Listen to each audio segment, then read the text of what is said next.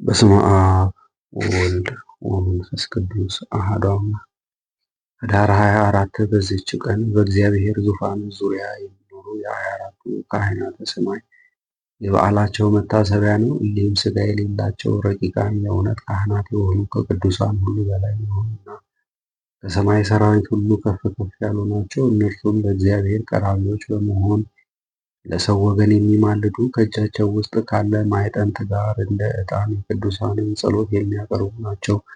ያለ እነርሱም አቅራቢነት ጽድቅና ምጽዋት ወደ እግዚአብሔር አይቀርብም። ወንጌላዊው ቅዱስ ዮሐንስ በራእዩ እንዲህ ብሎ እንደተናገረ በዙፋኑ ዙሪያ 24 መንበሮች አሉ። በእነዚያ መንበሮች ላይም 24 አለቆች ተቀምጠዋል። ነጭ ልብስ ለብሰዋል። በራሳቸውም ላይ የወርቅ አክሊል አለ። ሁለተኛም እንዲህ አለ።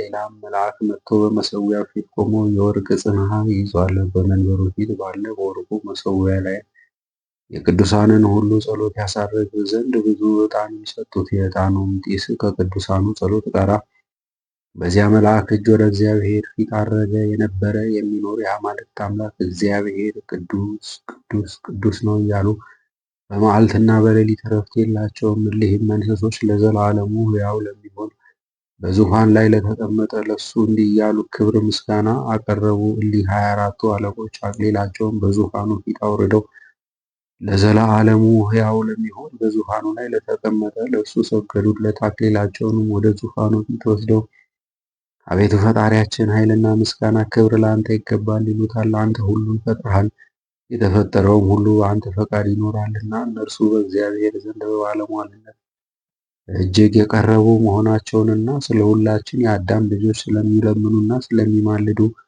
ከብሉይና ከአዲስ የከበሩ መጻሕፍት ምስክር ሆነዋል። ስለዚህም የበዓላቸውን መታሰቢያ እናደርግ ዘንድ የቤተ ክርስቲያን መምህራን አዘዙ። ለእግዚአብሔር ምስጋና ይሁን፣ እኛንም በአማላጅነታቸው ይማረን፣ በረከታቸውም ከእኛ ጋር ትኑር ለዘላለሙ አሜን። በዚህችም ዕለት የናግራን አገር ቄስ የከበረ አዝቂር የሐምድ ንጉሥ ሰራብሄል በነገሰበት ወራት ከእርሱ ጋር ካሉ 48 ሰዎች ጋር በሰማዕትነት አረፈ። ይህም ንጉሥ አዝቂርን ወደ ወህኒ አስገብተው እንዲዘጉበት ጠባቂዎቹንም ከሰው ወገን ማንም እንዳይገባ ብሎ አዘዘ። ቅዱስ አዝቂርም በጸለየ ጊዜ የወህኒ ቤቱ ደጃፍ ተከፈተና 50 ሰዎች ወደ እርሱ ገቡ።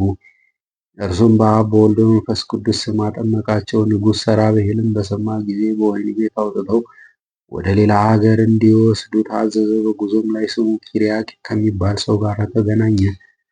ቀሲስ አዝቂርም ኪርያቅን ኪርያቅ ሆይ ለአንተ የምስራች ይገባል፣ ለሰማዕትነት ይወስድሃልና አለው። የንጉሥ ሎሌዎችም ሰምተው አስረው ከእርሱ ጋር ወሰዱት። ዳግመኛም 2 ሰዎች ተገናኙትና ስለ ክርስቶስ አጥምቀን አሉት። ያን ጊዜም ቅዱስ አዝቂር ጸለየና ከበረሃ ቦታ ውሃ አፍልቆ ከኪርያቅ ጋር አጠመቃቸው። ከዚህም በኋላ ወደ በረሃው ውስጥ በደረሱ ጊዜ ለእሳቸውም ለእንስሶቻቸውም የሚጠጡት ውሃ አጥተው ወደ እግዚአብሔር እንዲለምንላቸው ቅዱስ አዝቂርን ለመኑት። በጸለየም ጊዜ ደመና መጣ፣ በመሃል እጅ በሚታፈን መጠን በገበታ ላይ ዘነበ። 700 ያህል ሰዎች ከእንስሶቻቸው ጋር ጠጥተው ረኩ። ወደ ንጉሡም ባቀረቡት ጊዜ ወደ አገራችን ያመጣው ይህ አዲስ ትምህርት ምንድን ነው? አለው። ቅዱስ አዝቂርም ነቢያት በኦሪት ከሰበኩት በቀር ሌላ አዲስ ትምህርት አላመጣሁም አለ። ንጉሡም ይህን ሰምቶ በክርስቲያን ሃይማኖት ላይ ተዘባበተ።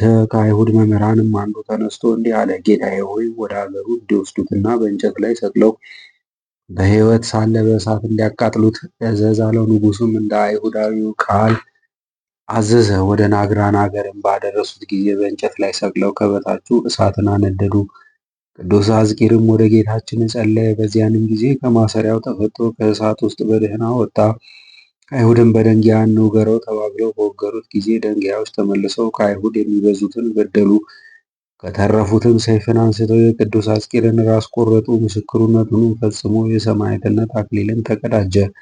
ለእግዚአብሔር ምስጋና ይሁን፣ እኛንም በዚህ አባት ሰማዕት ጸሎት ይማረን፣ በረከቱም ከእኛ ጋር ትኑር ለዘላለሙ አሜን። በዚችም ቀን የቀላቱ የጋይዮስ የቃሪዮስ ጽኑ መስተጋድልም የሆነና የመልካም ስም አጠራር ዜና ያለው የዲዮስቆሮስም መታሰቢያቸው ነው። በረከታቸውም ከእኛ ጋር ትኑር ለዘላለሙ አሜን። በዚችም ቀን ጻን ከሚባል አገር የሆነ አባ ዮሴፍ አረፈ። ለዚህም ቅዱስ ወላጆቹ በሃይማኖት የበለጸጉ ናቸው። ነገር ግን ያለ እርሱ ልጅ አልነበራቸውም። የቤተ ክርስቲያንንም ትምህርት መጻሕፍት ማንበብንም እያስተማሩ መልካም አስተዳደግን አሳደጉት። መልኩም እንደ ያዕቆብ ልጅ ዮሴፍ ያማረ ነበረ። ባደገም ጊዜ ሞትን የዚህንም ዓለም ኃላፊነት በማሰብ በልቡ አደረ። ወደ አንድ ገዳምም ሄዶ መንኩሶ በጾም በጸሎት በመስገድ በተጋድሎ የተተከለ ሆኖ ጸና። በዓቱንም ዘግቶ በዕለተ እሑድ ከቁርባን ጊዜ በቀር አይወጣም ነበረ።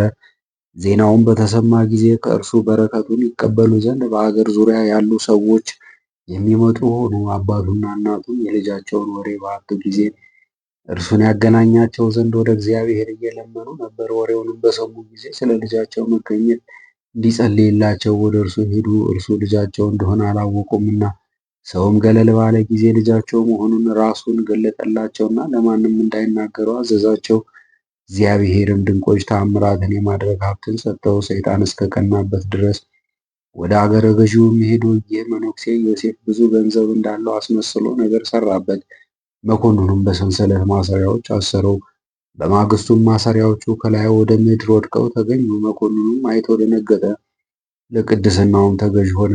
ብዙ ከተጋደለና እግዚአብሔርን ካገለገለ በኋላ በሰላም አረፈ። በክብርም ቀበሩት። ከመቃብሩም ቁጥር የሌላቸው ብዙ ተአምራት ተገለጡ።